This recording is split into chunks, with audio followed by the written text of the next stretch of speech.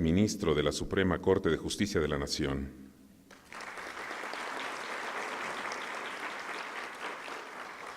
El doctor Raúl Contreras Bustamante, director de la Facultad de Derecho de la UNAM.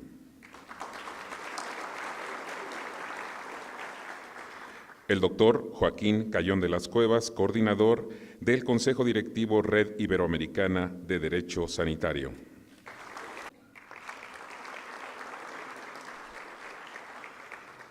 La doctora Zoraida García Castillo, coordinadora de la Licenciatura en Ciencia Forense de la Facultad de Medicina, secretaria general de este Congreso. Y por supuesto nos acompaña el doctor Germán Fajardo Dolci, director de la Facultad de Medicina de la Universidad Nacional Autónoma de México, presidente de este Congreso.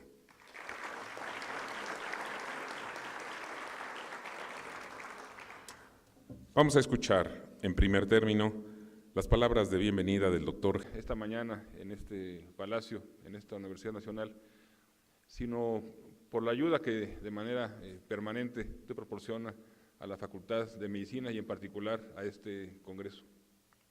Difícilmente pudiéramos haber llegado a donde nos encontramos hoy sin la ayuda de la Comisión y sin su ayuda personal. Muchas gracias. De igual manera, con mucho gusto y alegría, al señor ministro, a José Ramón Cosío. José Ramón, muchas gracias. Igual por tu presencia, pero es difícil pensar en México, es difícil pensar en nuestro país, en hablar de salud y derecho, de medicina y derecho, sin pensar en la figura del doctor Cosío. Yo recuerdo hace algunos años, cuando él ya era ministro de la Corte, con la Fundación Mexicana para la Salud, justamente, con la Academia Nacional de Medicina, un primer evento que se organizó de Derecho y Salud, que luego terminó siendo un libro que es un referente nacional de lo primero que se habló, de lo primero que se dijo en nuestro país sobre salud y derecho. Sin lugar a dudas, un referente en estos dos temas en nuestro país. Muchas gracias, señor ministro. De igual manera, con muchísimo gusto, saludo al señor director de la Facultad de Derecho, a mi amigo también de muchos años, al doctor Raúl Contreras, compañeros de varias batallas, ahora en la Universidad Nacional, pero por muchos años también en la Secretaría de Salud, siempre con temas comunes, con alianzas comunes, en este caso la educación superior en nuestro país. Muchas gracias, Raúl. Señor presidente de Funsalud, señor presidente de la Barra de Abogados, y al culpable que estemos hoy aquí, a Joaquín Cayón de las Cuevas, que llegó hace algunas horas de Bruselas, aunque él reside en Santander, quien creó esta red iberoamericana de derecho sanitario hace algunos años, de la cual México ha tenido muy poca participación, desde los orígenes de la propia red. Ha tenido mucha participación Brasil, Argentina, desde luego España, y poca nuestro país. Así que yo agradezco primero la confianza en la Universidad Nacional, esta Facultad de Medicina, de la posibilidad de organizar este evento, y estoy seguro que esto ayudará a que México tenga una mayor participación en la red iberoamericana de derecho sanitario. Muchas gracias, Joaquín. Por supuesto, a quien ha sido motor de este congreso, a la doctora Zoraida García y a todo su grupo de trabajo. Muchas gracias, Zoraida. Ahora nos hablará un poco ella de la filosofía del Congreso, pero es difícil imaginarnos este Congreso sin el motor que ha sido Zoraida para el mismo. Debo comentarles que tenemos 10 países invitados, han llegado profesores y han llegado asistentes de España, por supuesto. Podemos ver las banderas de Argentina, de Brasil, de Colombia, de Costa Rica, de Uruguay, de Bolivia, de El Salvador, de Venezuela y desde luego de nuestro país, de nuestro México. A todos ustedes, sean ustedes muy bienvenidos, disfruten el Congreso y disfruten, por supuesto, esta hermosa ciudad. Sin lugar a duda que tenemos temas compartidos siempre, el derecho y la salud, el derecho y la medicina. Como hemos mencionado en otras ocasiones, médicos y abogados, unos de blanco, otros de negro, unos buscando la salud y la vida, otros buscando la verdad y la justicia, y de manera conjunta tratando de hacer en nuestro país, de manera particular, que el derecho a la protección a la salud sea una realidad para todos los mexicanos. ¿Y qué mejor marco para esto que este Palacio de Medicina? Y me refiero brevemente, unos cuantos segundos, unos cuantos minutos, a la historia de este palacio que deben ustedes de conocer. Este palacio terminó de construirse en 1736 y se construyó para la Inquisición, para la Santa Inquisición, que ya existía, por supuesto, y aquí mismo se llevaba a cabo los juicios. Cuando termina la Inquisición, por última vez, que termina varias veces, cuando termina de manera definitiva en 1820, este palacio queda abandonado y pasan 30 y tantos años donde se pone a la venta y nadie lo quiere comprar, por algún motivo habrá sido, ¿no? Que nadie lo quería. Y el gobierno en ese momento tenía una deuda muy importante con los profesores, en particular con los profesores de la Escuela de Medicina, que no tenían una sede permanente. Y los profesores deciden, hacen una oferta al gobierno: ya no nos pagues los salarios caídos, páganos con ese edificio para que ahí sea la sede de la Escuela de Medicina. Y el gobierno acepta, así que este palacio es de todos los profesores de la Facultad de Medicina, de todos los médicos de este país, quienes la compraron hace muchos años, ya decíamos en 1854. Y así pasan, como Escuela de Medicina se le construye un tercer piso, pasan más de 100 años, 102 años, como Escuela de Medicina, y aquí había dormitorios, aquí la gente permanecía, y aquí suceden cosas bien interesantes. Por ejemplo, hoy día la matrícula de medicina es cerca del 70%, 68% de la matrícula son mujeres.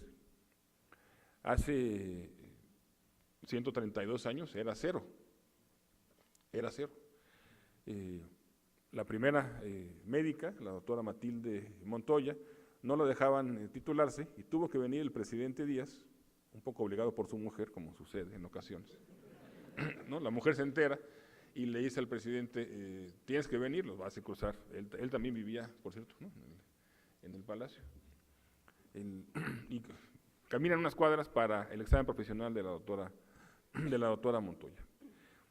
Entonces vemos que pasan siglos, ¿no? Cuando uno podía entrar aquí, una mujer podía entrar aquí, solo primero si era juzgada, ¿no? Si era bruja, digamos, ¿no?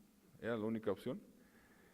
Y luego, pues estudiar medicina era imposible. Así que cómo han cambiado los tiempos, que 132 años después, ahora casi el 70% son mujeres.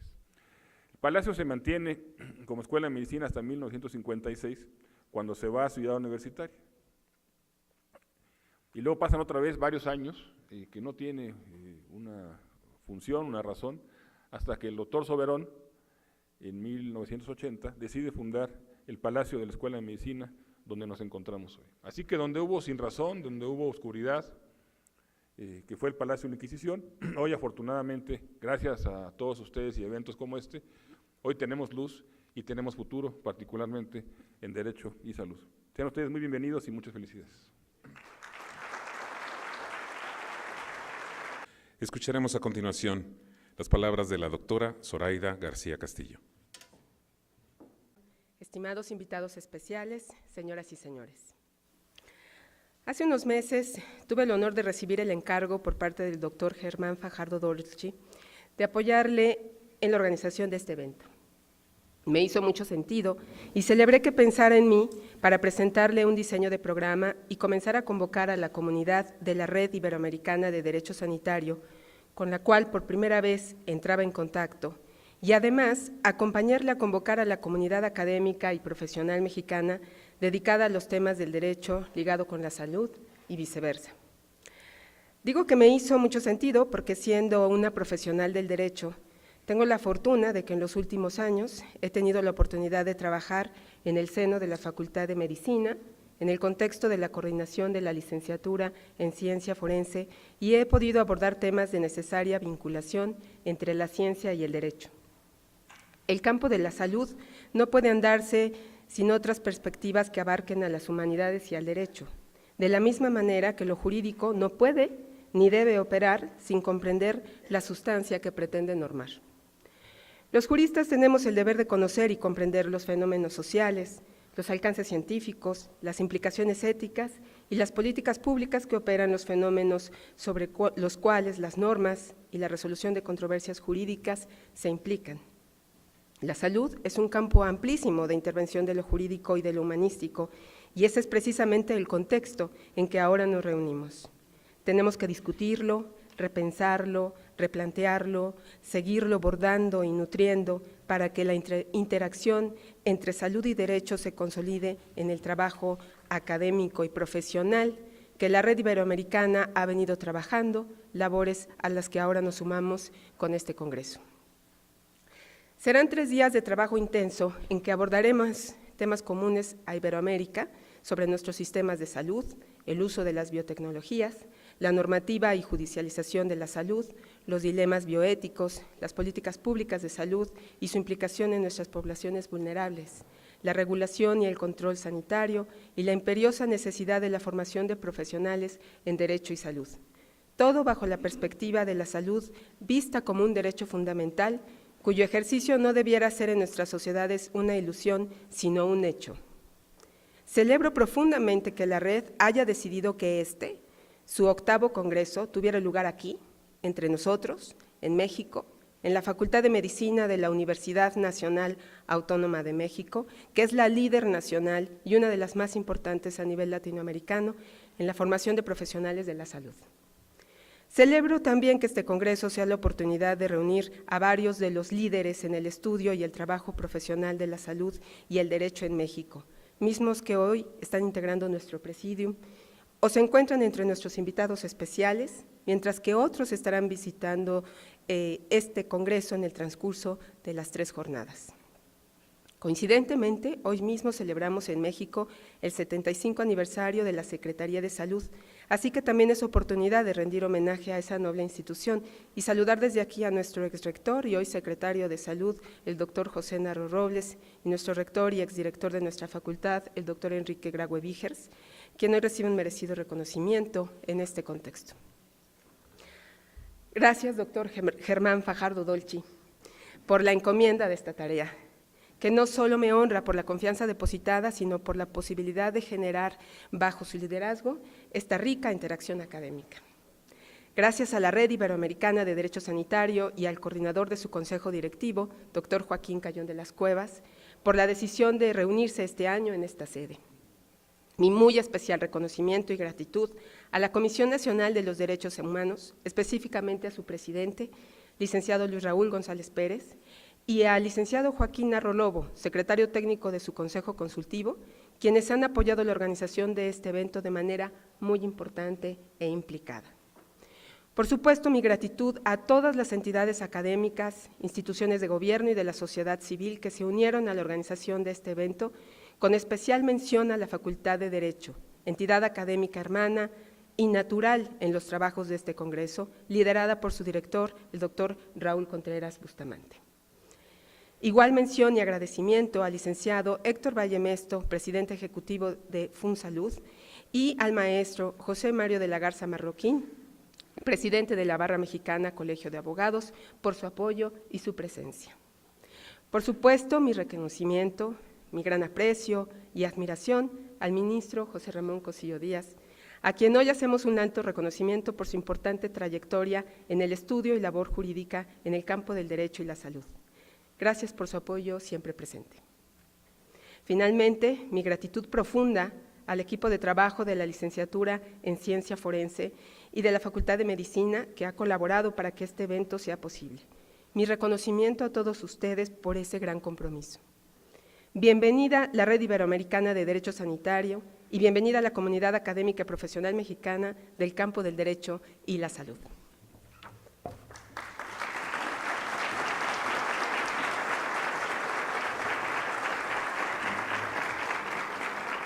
Doctor Raúl Contreras, director de la Facultad de Derecho de la UNAM, doctor José Ramón Cosío, ministro de la Corte Suprema de Justicia de México, autoridades del Presidium, buenos días a todos.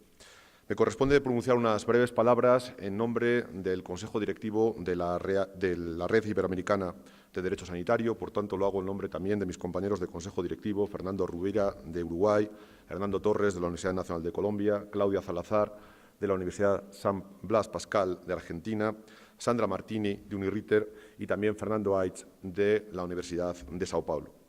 Como saben, la Red Iberoamericana de Derecho Sanitario es una estructura académica de distintos centros y núcleos de investigación en Derecho de la Salud de universidades pertenecientes a países a la Comunidad Iberoamericana de Naciones, es decir, a países de lengua española y de lengua portuguesa. En este sentido, la Asamblea celebrada el año pasado en Sao Paulo decidió unánimemente celebrar en este año 2018 el 8º Congreso Iberoamericano de Derecho Sanitario aquí en México. Y esta decisión, lógicamente, no fue una decisión tomada a la ligera, sino que, por el contrario, descansaba en poderosos fundamentos. El primer año, en 2011, lo celebramos en Buenos Aires, en 2012 fue el turno de Sevilla, en España, en 2013 lo hicimos en Brasilia, en 2014 en San José de Costa Rica, 2015 fue el momento para Bogotá, en Colombia, en 2016 en Montevideo y en 2017 el último congreso que hemos celebrado hasta la fecha, que se realizó bajo el auspicio de la Universidad de Sao Paulo en Brasil. De esta breve relación todos podrán fácilmente comprobar que había un país que, por su importancia, tanto desde la perspectiva demográfica como desde la perspectiva de la calidad de su producción científica, claramente faltaba en nuestra red. Y ese país no es otro que México. Con ello cumplimos una deuda que desde el año 2011, en el que existe esta estructura académica, teníamos con este país, y en este sentido es un gran placer que por fin, después de varios intentos, hayamos podido celebrar este 8º Congreso Iberoamericano de Derecho Sanitario en la Ciudad de México. Además, nos complace especialmente que este congreso se celebre en el Palacio de Medicina, porque creemos firmemente, y este es uno de los objetivos de la red, potenciar la intersección entre los profesionales y académicos del mundo del derecho y los profesionales y académicos del mundo de la medicina. Y en este sentido, este palacio representa de alguna manera esta pretensión de intersección que viene buscando la red iberoamericana como espacio de diálogo entre dos disciplinas que siempre han tenido lugares comunes, como ha destacado en su discurso previo el doctor Fajardo.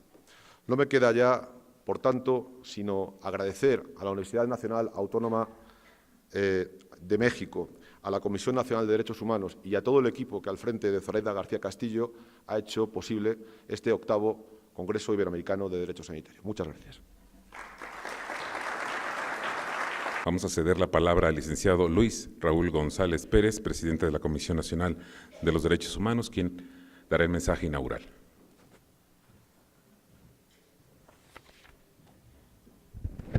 Fajardo. Muchas gracias por la deferencia de invitar a la Comisión Nacional de Derechos Humanos a este importantísimo evento que representa para los médicos, pero yo diría para las sociedades de la mayor relevancia. Agradezco la distinción de su convocatoria y así también agradezco a la doctora Zoraida García por ese impulso que le ha dado y que le da, y que además, déjenme decirles, la licenciatura de Ciencias Forenses, que ha sido un gran éxito y que es la semilla de lo que próximamente esperemos el país en los distintos estados de la República pueda replicar, nos alimenta la Comisión Nacional de Derechos Humanos de jóvenes preparados, muy bien preparados desde la Facultad de Medicina.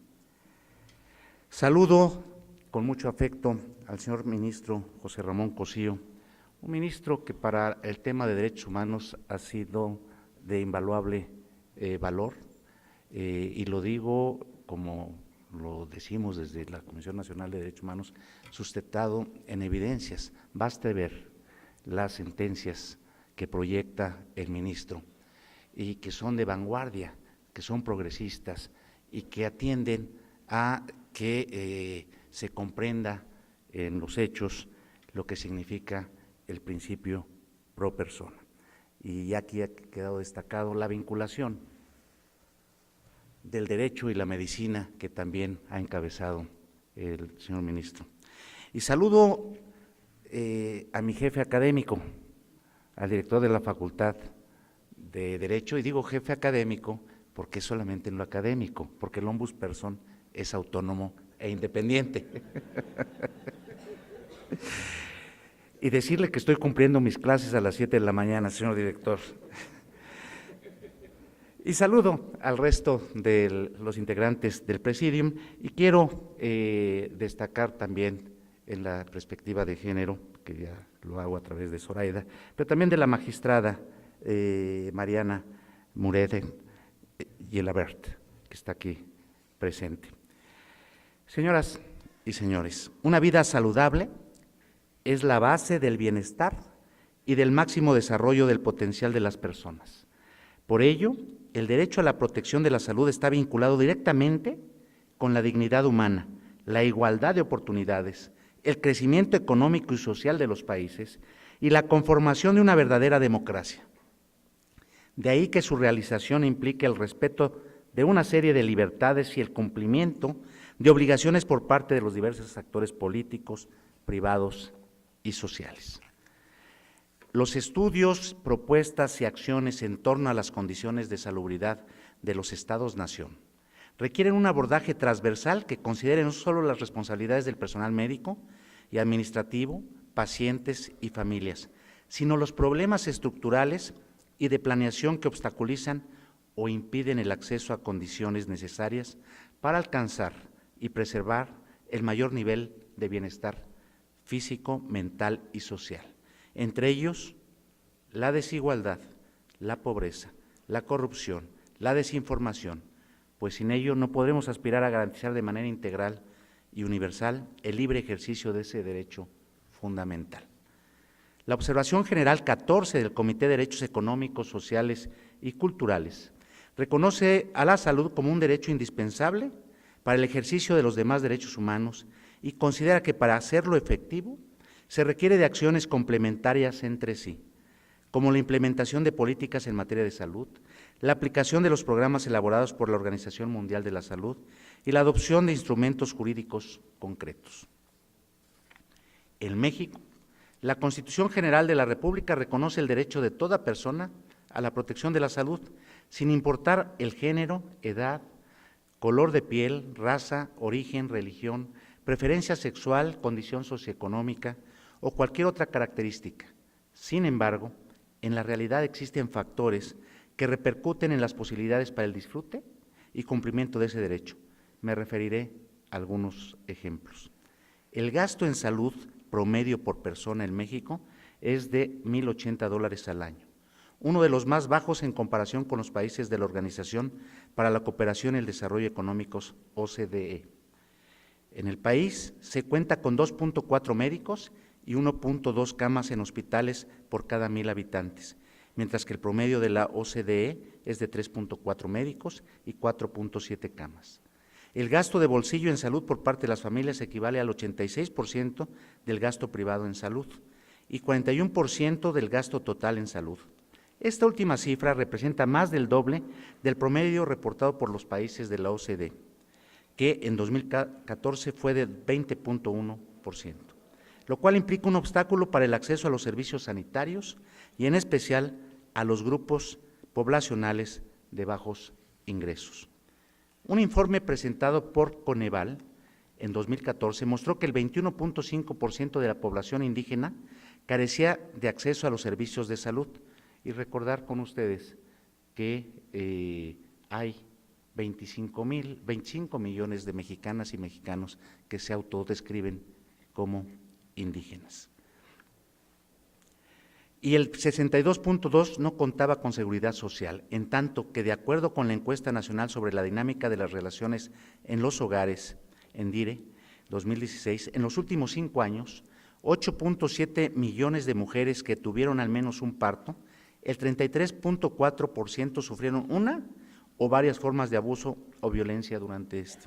Aunado a ello, algunos usuarios de los servicios de salud han manifestado ser sujetos de un trato contrario a la dignidad de las personas, deficiente atención en las unidades de urgencia, falta de calidez y solidaridad, insensibilidad en la comunicación y limitaciones a la participación de los pacientes en las decisiones sobre su propia salud, intervenciones quirúrgicas mal realizadas y la inadecuada atención materno-infantil durante el embarazo, parto y puerperio.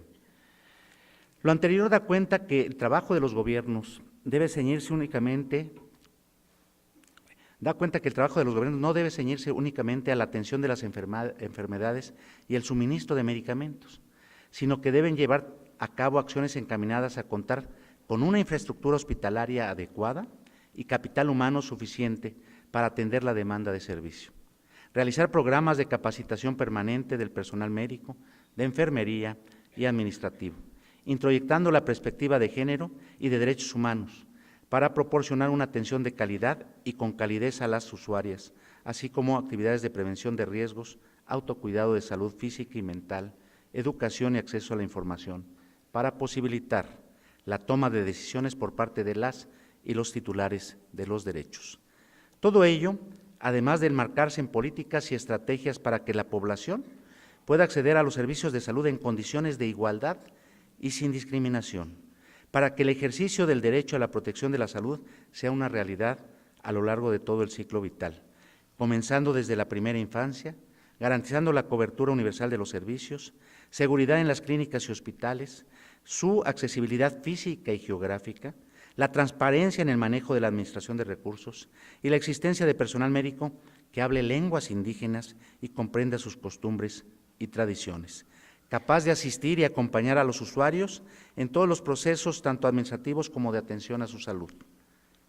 La Comisión Nacional de los Derechos Humanos ha señalado que la protección de la salud es un derecho humano indispensable para el ejercicio de otros derechos y que debe ser entendido como la posibilidad de las personas a disfrutar de una gama de facilidades, bienes, servicios y condiciones necesarias para alcanzar el más alto nivel de salud, y que la población tiene el derecho a exigir un sistema capaz de proteger y velar por el restablecimiento de la salud.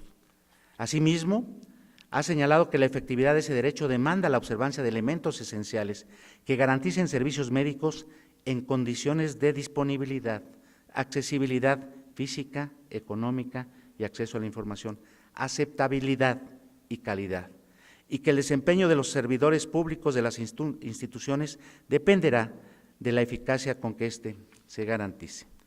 Por ello, hacemos un llamado respetuoso a la próxima Administración Federal y a los gobiernos de las entidades federativas para fortalecer el Sistema Nacional de Salud a partir de la perspectiva de derechos humanos, a través de la asignación de mayores recursos y la mejora en la distribución de los mismos, políticas públicas integrales e interculturales con enfoque diferenciado para los distintos grupos de la población, tales como personas indígenas que viven con VIH, con discapacidad, quienes han sido víctimas de derechos humanos, de violación a derechos humanos, mujeres, niñas, niños, adolescentes, personas mayores, poblaciones en contexto de movilidad, entre otros, esquemas dirigidos a las zonas rurales o comunidades de difícil acceso, y la formación en derechos humanos del personal médico y administrativo, que asegure la eficacia y eficiencia de los servicios de prevención, atención y rehabilitación de enfermedades y riesgos de salud, así como para la generación de datos desagregados que posibiliten la toma de decisiones certeras y efectivas.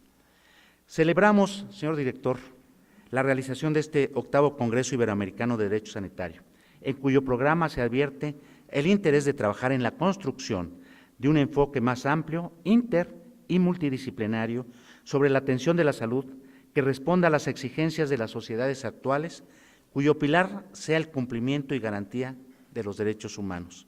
Estoy seguro que sus resultados tendrán un impacto positivo en la mejora del Sistema Nacional de Salud. Muchas gracias por su atención.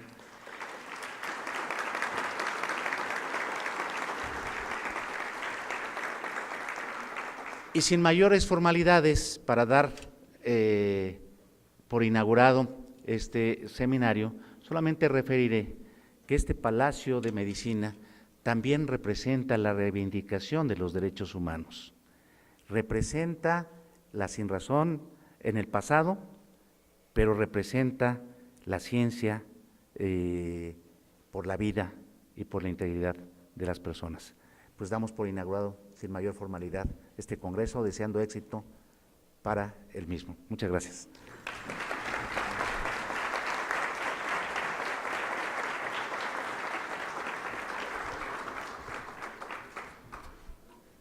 Señoras y señores, aquí concluye esta ceremonia inaugural, pero les vamos a suplicar de la manera más respetuosa si nos ayudan permanentemente.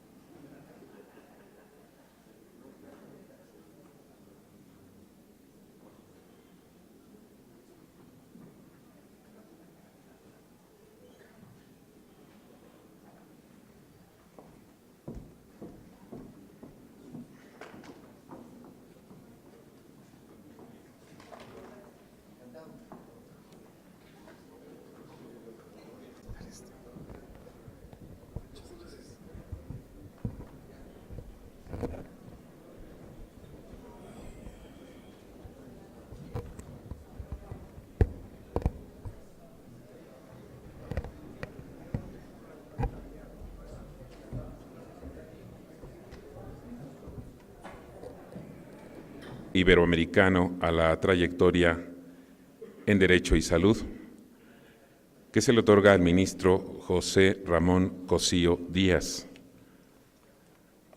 Para hacer la entrega de este premio tiene la palabra el doctor Joaquín Cayón de las Cuevas.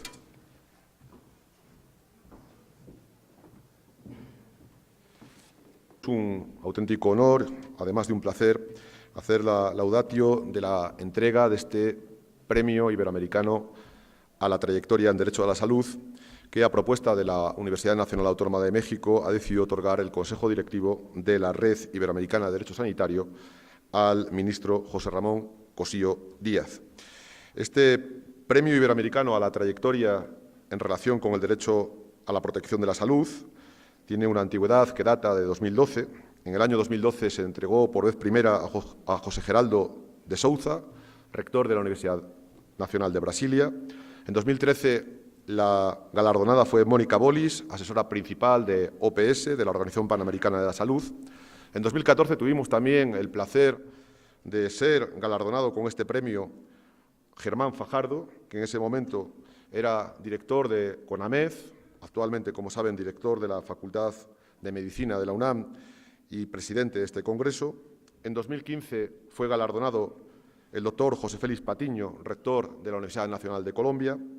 En 2016, el doctor Tabaré Vázquez, presidente de la República Oriental de Uruguay. Y la última galardonada hasta la fecha, en el año 2017, ha sido la doctora Sueli Dalari, directora del Centro de Estudios en Derecho Sanitario de la Universidad de Sao Paulo. José Ramón Cosío Díaz nació en la Ciudad de México en 1960, estudió la carrera de Derecho en la Universidad de Colima y posteriormente cursó la maestría de Derecho Constitucional y Ciencia Política en el Centro de Estudios Constitucionales de Madrid. Asimismo, se graduó como maestro en Derecho por la Universidad Nacional Autónoma de México y finalmente obtuvo el doctorado en la Facultad de Derecho de la Universidad Complutense de Madrid bajo la dirección de nuestro común amigo, el profesor Manuel Aragón Reyes.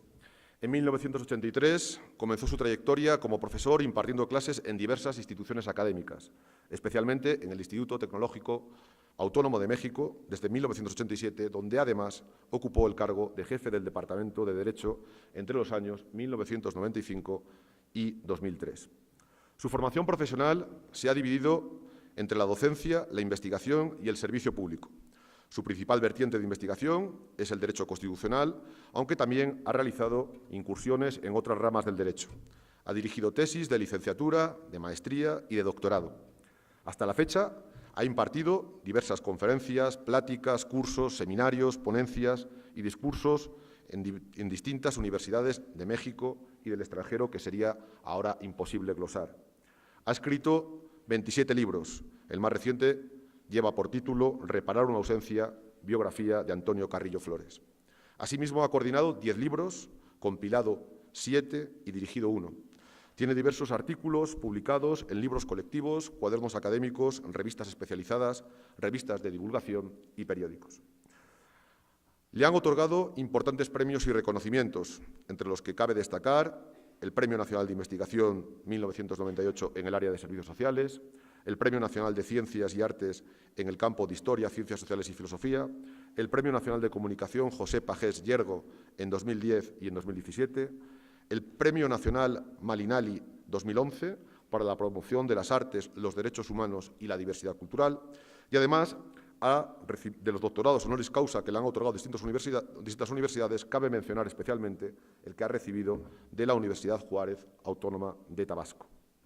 El doctor José Ramón Cosío Díaz es miembro de importantes instituciones académicas, científicas y profesionales, entre las que cabe destacar el Sistema Nacional de Investigadores como investigador nacional de nivel 3, la Academia Mexicana de Ciencias, el American Law Institute, la Barra Mexicana de Colegio de Abogados, el Consejo Consultivo de Ciencias, el Patronato del Instituto Nacional de Medicina Genómica, el Consejo Consultivo del Center for United States and Mexican Law, la Academia Mexicana de Derecho Internacional, la Academia Nacional de Medicina, el Colegio Nacional, la Sociedad Mexicana de Salud Pública, el Fondo Patrimonial en beneficio del Colegio de México, el Consejo Académico de la Cátedra de Estudios Jurídicos Iberoamericanos de la Universidad Carlos III y de la editorial Tirant lo Blanch en España, del Consejo Consultivo también de la Universidad Autónoma Metropolitana, así como del grupo de académicos, expertos y ciudadanos que elaboraron la importante Carta Universal de los Deberes y Obligaciones de las Personas. Es, adicionalmente, integrante de consejos editoriales en revistas especiales tanto de ámbito nacional como de ámbito internacional. Como saben todos ustedes, actualmente el ministro José Ramón Cossío Díaz se desempeña como ministro de la Suprema Corte de Justicia de la Nación y es profesor del Instituto Tecnológico Autónomo de México. En cualquier caso, este impresionante currículum tiene un punto que es, bajo la perspectiva del Consejo Directivo de la Red Iberoamericana de Derecho Sanitario, el que de alguna manera ha justificado el tener a bien el otorgamiento de este galardón, que no es otro que su promoción decidida de la protección y del fundamento de los derechos humanos en México y en el resto del mundo. Por ello, el Consejo Directivo de la Red Iberoamericana de Derecho Sanitario, a propuesta de la Universidad Nacional Autónoma de México, decidió otorgar al ministro José Ramón Cossío Díaz el Premio Iberoamericano a la trayectoria en el derecho a la protección de la salud. Muchas gracias.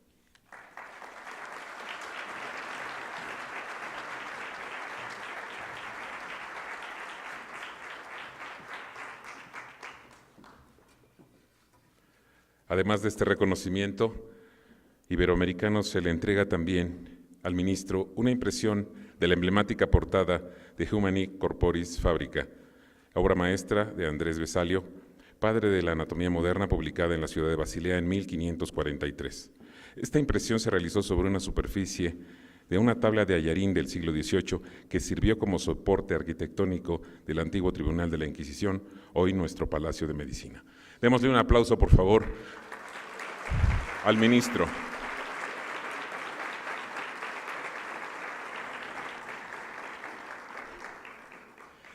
Y a continuación, señoras y señores, voy a ceder respetuosamente la palabra y con mucho gusto al ministro Cossío Díaz.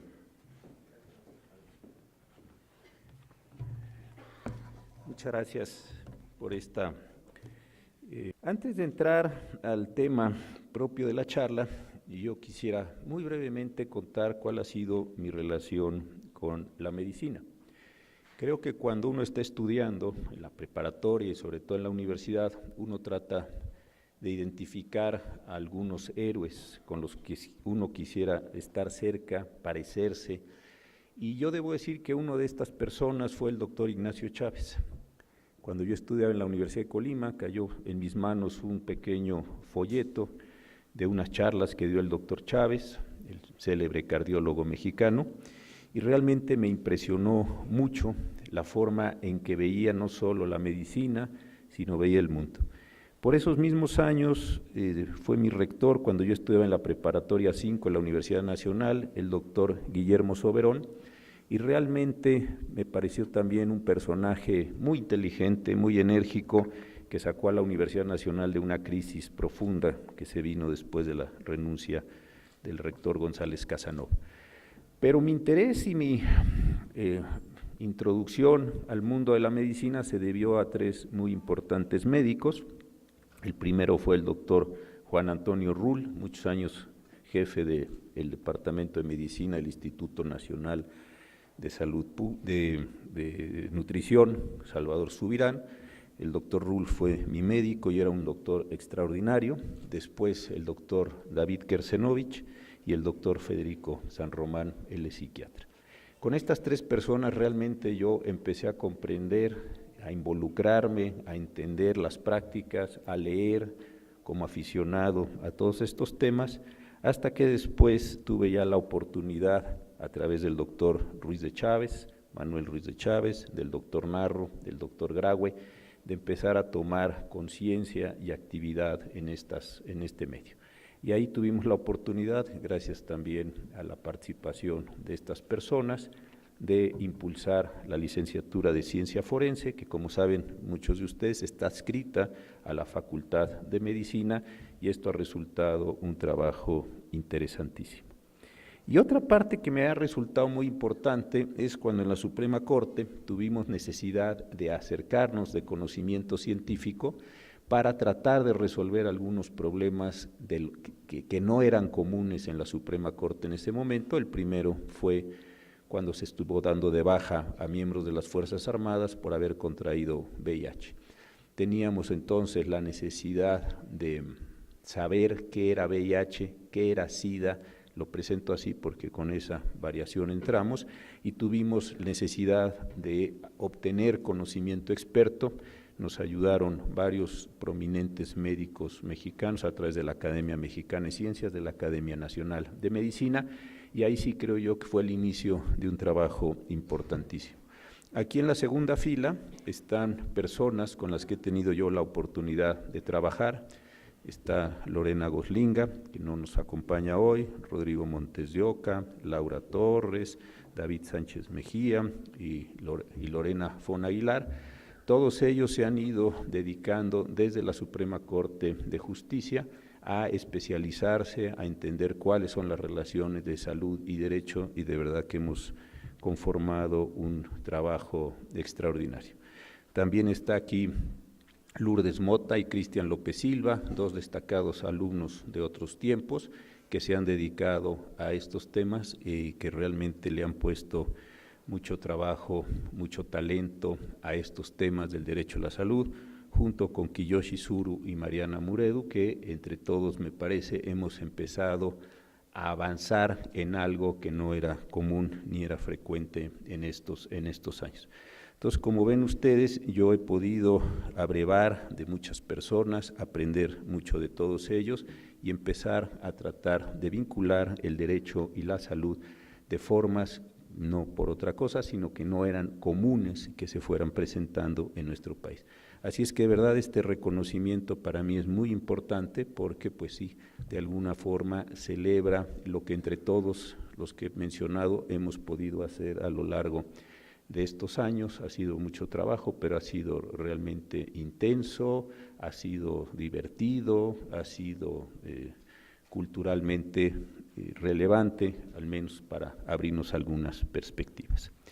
Y pasando a la charla del día de hoy, yo no me quisiera enfocar en los temas, desde luego, de salud en estricto sentido, porque estos son temas que ustedes conocen, los temas sanitarios. A mí lo que me parece de una enorme importancia es que tenemos para el día de hoy bastante bien definido cuáles son las definiciones de la salud, del derecho a la protección a la salud, cuáles son los niveles mínimos de protección, qué debiéramos darle a las personas, cómo debiéramos dárselas. Eso me parece que está relativamente bien identificado. Pero, sin embargo, me parece que en esta idea de generarle salud a las personas tenemos una práctica jurídica mala. Y esa práctica jurídica impide en muchísimas ocasiones que ese derecho a la protección a la salud se realice. No es solo un problema de medicamentos, no es solo un problema de quirófanos, no solo es un problema de intervenciones, sino que tiene muchísimo que ver con el desorden normativo, el desorden regulatorio que existe en el país. Y ese desorden regulatorio acaba afectando la condición sustantiva, la condición material del propio derecho a la protección a la salud. Hace algunos años, dando una charla para la Unión Internacional de Abogados aquí en la Ciudad de México, a mí se me ocurría y pensaba yo cómo puedo transmitirle a mis colegas abogados, juristas, jueces, etcétera, la imagen que yo tengo de un orden jurídico muy desordenado. Se me ocurrió entonces un neologismo que he estado utilizando, que le he llamado la nomósfera. Yo tengo amistad con algunos de los mejores ambientalistas de este país, con José Sarucán, con Julia Carabias, con Mario Molina, y de las lecturas que he realizado de sus trabajos, de las charlas que les he escuchado, pude extraer una imagen, y mi imagen es la siguiente. ¿Quién cuida al orden jurídico? El orden jurídico lo podemos pensar de muchas maneras, como conjunto de órganos, procedimientos, competencias, facultades, derechos, y eso es así. Para quienes trabajamos con el derecho sabemos que lo que tenemos que conocer es lo que le llamamos una rama, una materia, tener alguna pericia técnica en ella y hacer combinaciones para redactar contratos, testamentos, para poder expropiar bienes, para generar alguna u otra ley. Pero si nosotros viéramos esto como una totalidad, como una esfera del nomos, me parece que tendríamos una aproximación diferente. ¿Quién se ocupa, quién trata de mejorar las condiciones del orden jurídico? La Suprema Corte, desde luego, donde yo tengo el gusto de trabajar, trata de resolver conflictos. El Congreso de la Unión trata de generar leyes, la Secretaría de Salud genera permisos, regulaciones, etcétera. Trata de ordenar los sistemas y los cursos, pero ¿quién se está ocupando de ver esta totalidad normativa? Y así como sucede con el mar o sucede con ciertos ámbitos del medio ambiente, donde vamos depositando cosas, suponiendo que la resiliencia de ese ámbito va a generar pues la descontaminación, va a generar el mejoramiento prácticamente en automático de las cosas, me parece que con el orden jurídico acontece un poco lo mismo. Vamos aventando normas, vamos aventando regulaciones, las vamos sobreponiendo y al final de cuentas tenemos una situación jurídica, normativa, que casi nadie le entiende. Y en materia de salud me parece que es uno de los aspectos más importantes en este sentido. Y lo es por la sencilla razón de que se han multiplicado los órganos, se han multiplicado las agencias, se han multiplicado las regulaciones y el propio orden jurídico, en muchas ocasiones, no digo que siempre, es un factor que detiene el derecho o el ejercicio o la realización del derecho a la protección a la salud. En el año de 1983, en nuestro país, se introdujo un cuarto párrafo al artículo 4 constitucional para establecer el siguiente texto. Toda persona tiene derecho a la protección a la salud. La ley definirá las bases y modalidades para el acceso a los servicios de salud y establecerá la concurrencia de la Federación y las entidades federativas en materia de salubridad general, conforme a lo que dispone la fracción 16 del artículo 73 de esta Constitución. En ese momento, lo que se trató de hacer con esta muy importante reforma constitucional fueron dos cosas. En primer lugar, constitucionalizar este derecho a la protección a la salud y en segundo lugar, establecer un sistema de concurrencia entre la Federación y las entidades federativas para descentralizar en buena medida estos servicios de salud. Con ese motivo se emitió la Ley General de Salud al año siguiente. Hace tiempo tuvimos en la Academia Nacional de Medicina, las personas que hace un momento comenté, Rodrigo, Lorena, David, Raúl Mejía, en fin, los que siempre estamos en lo mismo, en este tipo de temas, un coloquio. Y en esa ocasión analizamos cuántas reformas tenía la Ley General de Salud, y para 2018 llevaba acumuladas 124. ¿Qué es lo que sucedió entre 1984 y 2018? Pues fueron apareciendo una cantidad de nuevos fenómenos médicos, fueron apareciendo alguna importante cantidad de descubrimientos, de condiciones que tenían que ser reguladas y se fueron acumulando en la propia Ley General de Salud. Cuando esta ley se hizo, no se solía hablar de cuidados paliativos, la parte de toda la genómica tampoco estaba determinada y así algún otro tipo de padecimientos o de regulaciones u órganos. Consecuentemente se fue reformando la Ley General de Salud hasta alcanzar, insisto, 124 reformas. No quiere esto decir que sean 124 artículos. Reformas, estoy hablando de decretos que en muchas ocasiones comprenden una gran cantidad de artículos. Y lo que hemos ido encontrando es una tendencia creciente hacia irle incorporando a una ley que poco a poco se ha vuelto desordenada.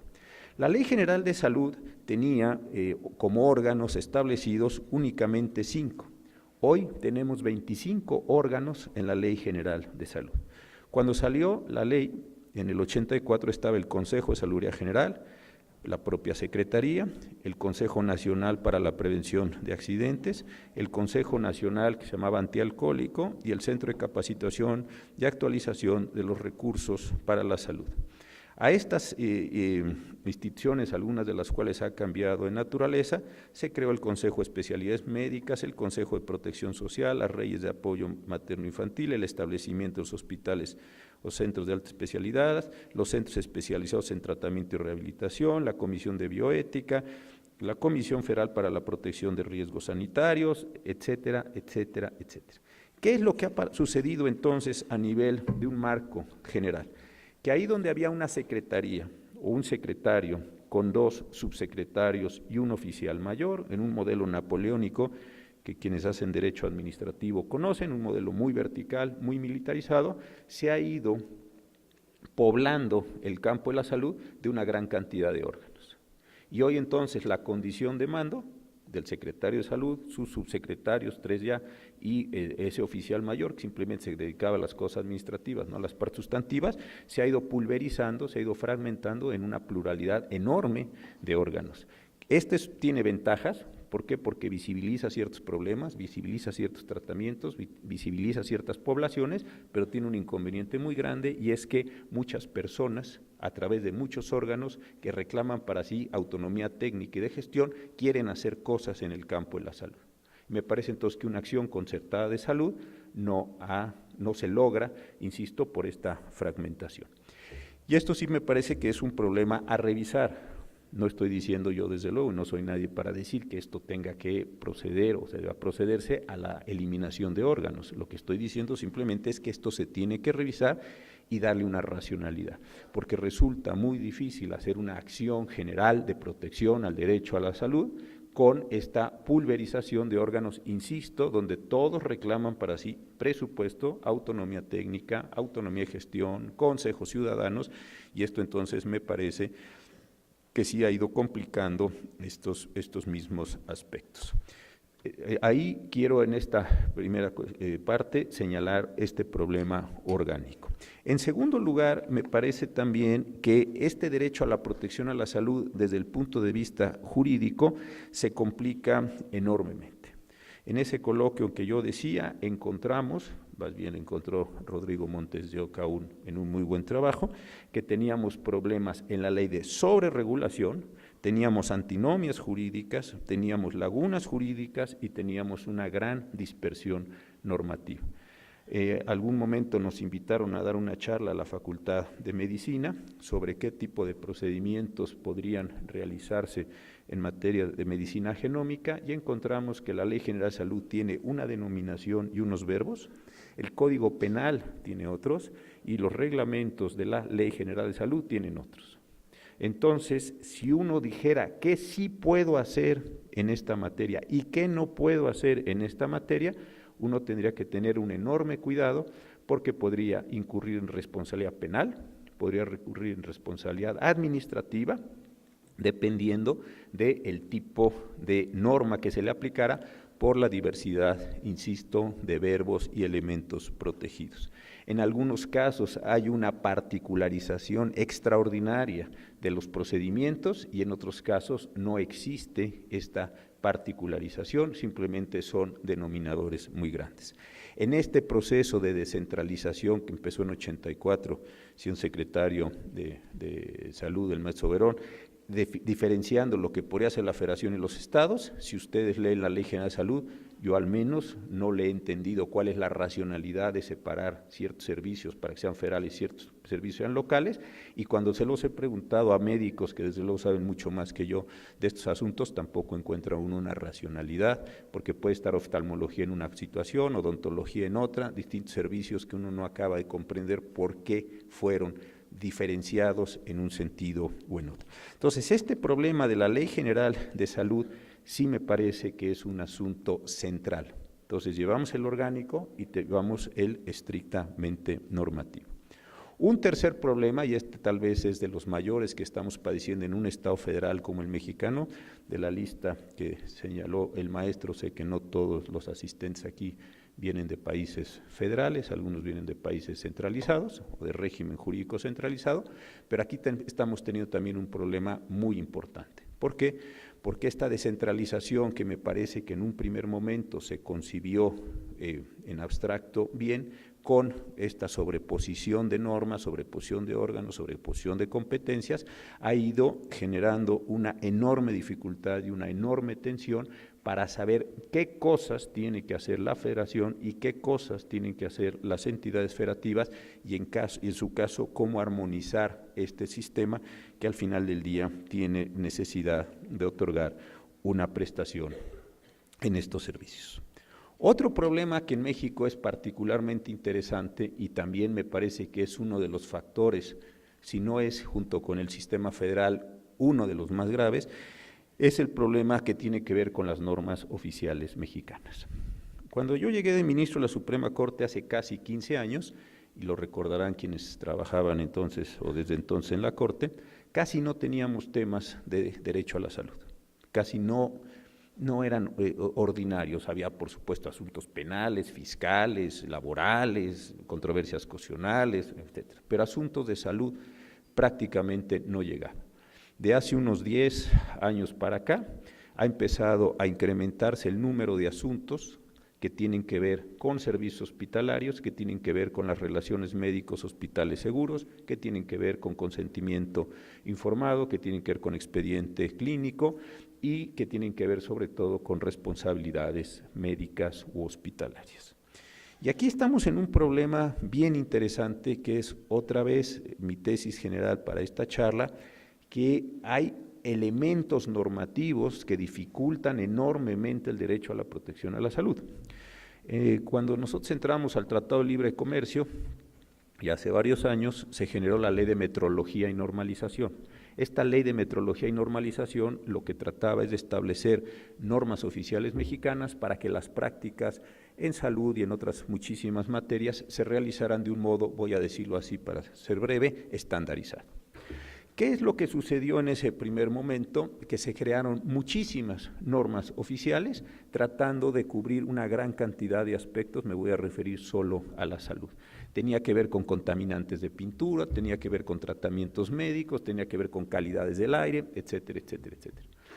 Yo tengo la impresión que el sector salud, los médicos, las farmacéuticas, los hospitales, no le dieron la importancia a estas normas oficiales mexicanas, pensaron que era algo más del mundo de los abogados que poco interés representaba para el mundo, voy a llamarlo así general, de la salud.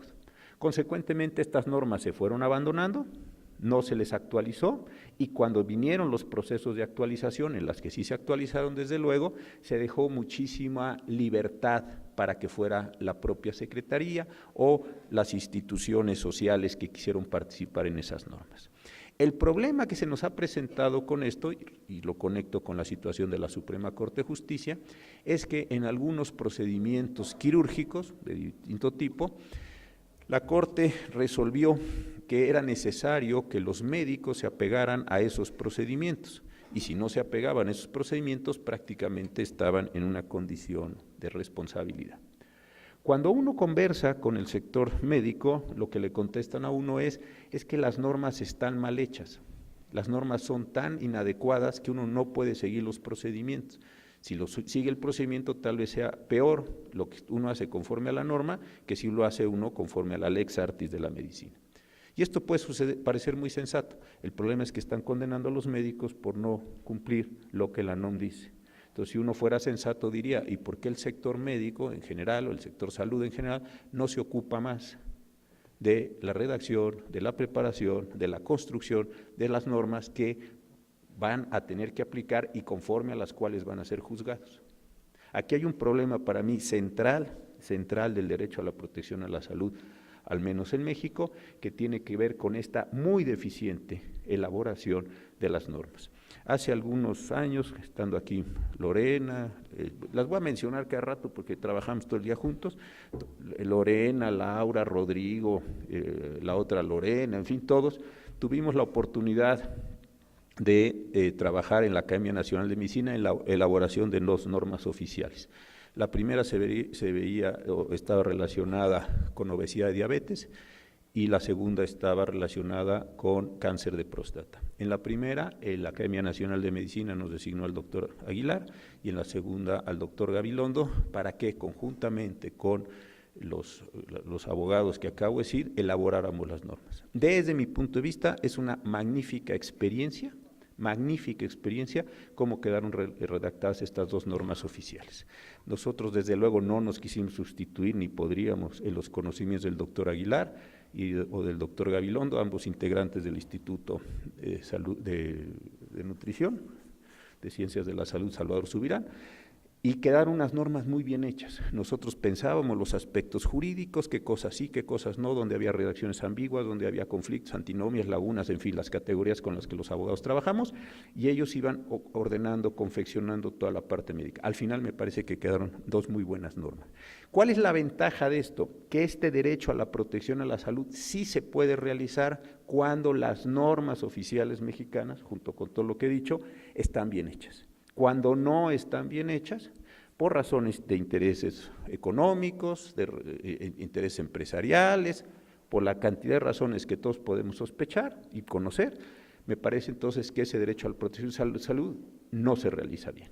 Entonces, hay problemas orgánicos, sí, en una fragmentación, hay problemas de una ley que a mi parecer se ha quedado obsoleta y es sumamente desordenada, hay problemas del orden federal que no están bien alineadas las competencias entre las federaciones y las entidades federativas. Aquí está el doctor Serna, seguramente de esto les hablará en un rato, él conoce mucho el sistema federal, verán cómo no hay empates entre muchas cosas, y al final los instrumentos concretos que ustedes tienen ahí, verán también que esto no está bien generado. ¿Qué acontece con estas cuestiones? Desde luego hay elementos prácticos que no se van a realizar. Cuando no se ha realizado, cuando no se ajustan bien estas categorías, ha sucedido algo que a mi parecer, y siendo muy importante, no quiero en esto despreciarlo, hemos empezado a entrar en un punto como de fuga. Y el punto de fuga es que los tribunales resuelvan todos estos problemas que se están presentando. Vamos a la Suprema Corte de Justicia, vamos con una clínica de interés público, llevemos opiniones, amicus curiae, y la Corte va a reconstituir el derecho a la protección a la salud, y la Corte va a disciplinar al legislador y va a disciplinar a la administración. Yo creo que esto no es así. Yo tuve una gran ilusión, promovimos con el doctor Narro clínicas de interés público, en el Departamento de Derecho del ITAM hicimos muchas cosas, todo esto fue muy bien. Pero, lo debo confesar, esto tiene una parte reparatoria, marginal, pero no va a alcanzar para resolver los problemas de salud. ¿Por qué razón? Porque nosotros en la Suprema Corte, de tarde en tarde, resolvemos un tema que tenga esta condición de política pública.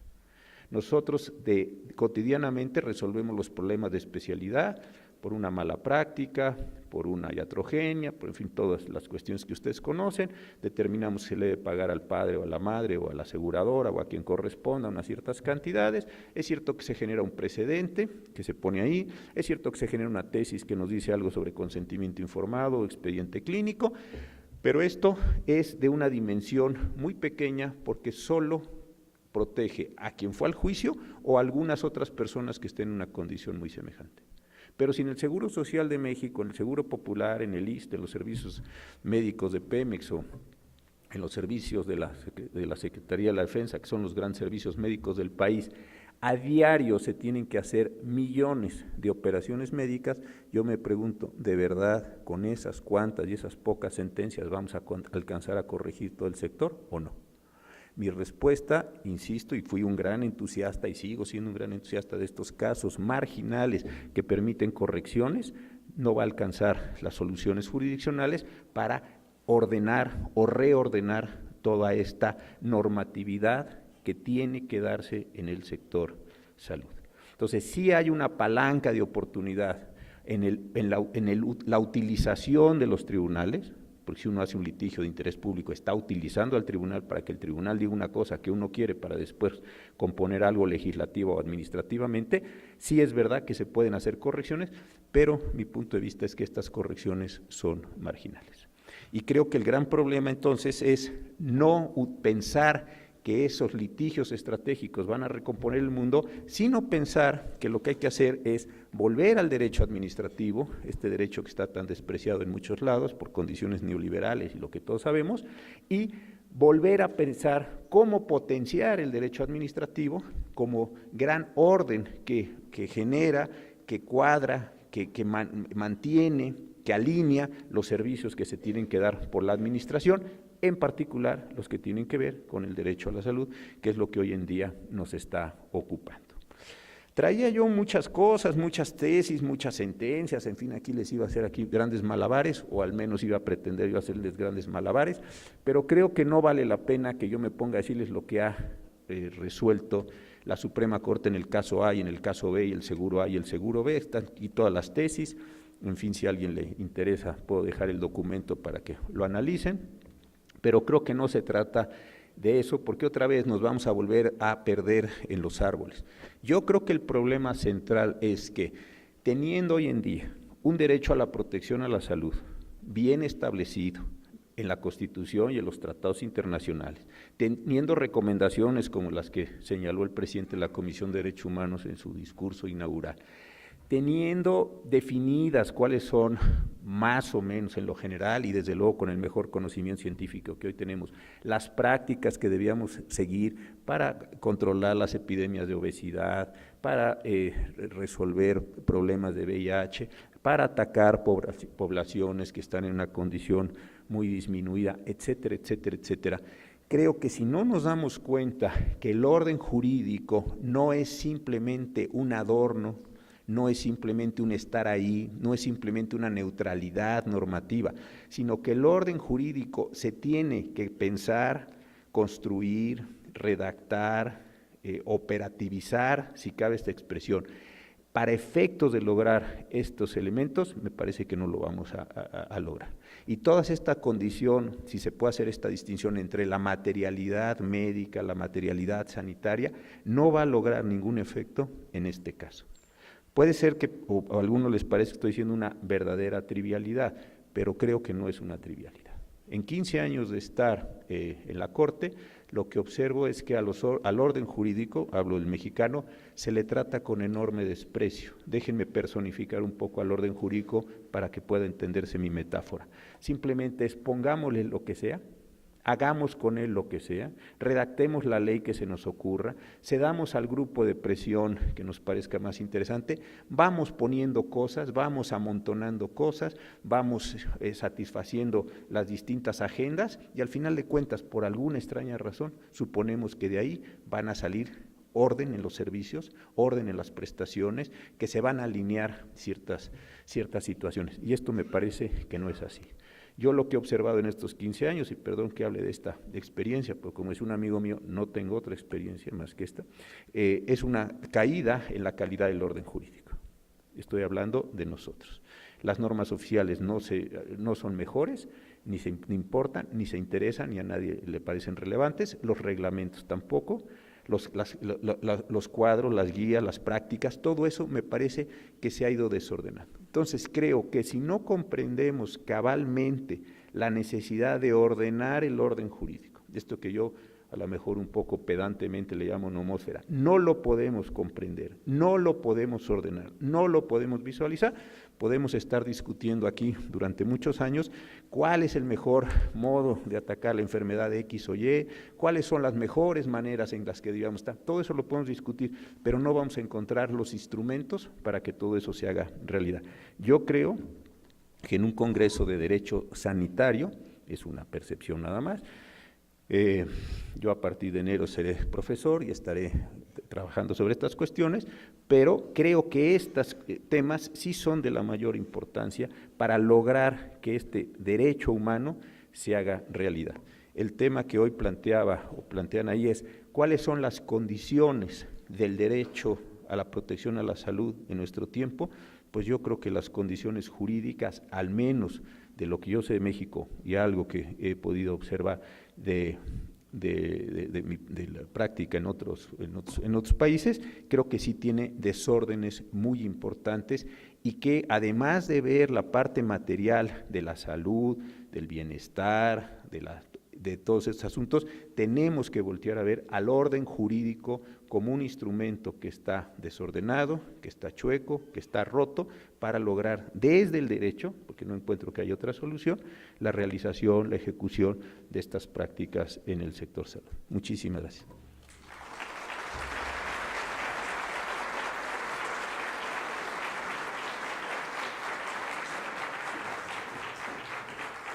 Gracias al señor ministro José Ramón Cosío Díaz por su conferencia inaugural. Le entregamos una constancia que hemos preparado para él y, por supuesto, le damos todo nuestro agradecimiento por dar minutos. Gracias.